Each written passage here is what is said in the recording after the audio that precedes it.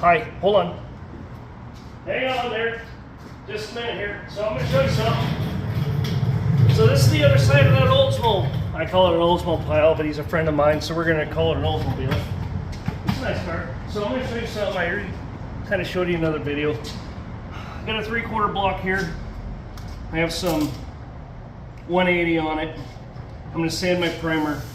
When you spray primer, the smoother you get it on, the less work you have to do. So again, you don't sand like this, that's not going to make a quarter panel straight.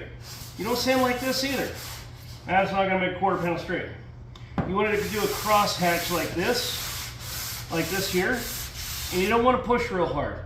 If you push hard because you think the sandpaper is going to do a better job, you're actually going to hurt yourself, because sandpaper is going to load up and it's not going to do its job. So you cross hatch like this here, and then you cross hatch like this here, okay? And you keep going back and forth, back and forth, back and forth, right? And then you do this again. That's what that's going to do, is that's going to hide imperfections. And this is a black car, so it's got to be super straight. If you are not good at body work and you want it to look straight, paint your car white.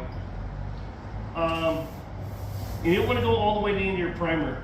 So like I only really needed a primer here, but I put my masking paper out here, because that way I don't make a hard line, because you will never get that line out of that paint.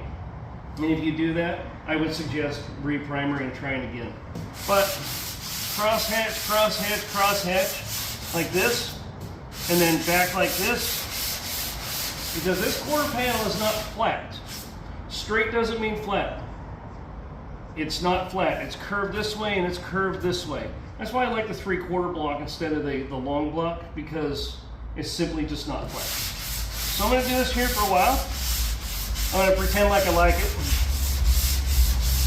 Alright, and then I'm going to get down to where I can't see any more of the guide coat. Now, if you don't know what guide coat is, guide coat's expensive. You don't have to spend all that money on that. I think I paid $1 something for this here at Home Depot, or wherever. Yeah, probably Home Depot. It's cheap. Lightly spray it on. That way you can see where you're sanding. You can see your high and low spots. Like, all right, here's a little low. Got a little imperfection here. A little low here.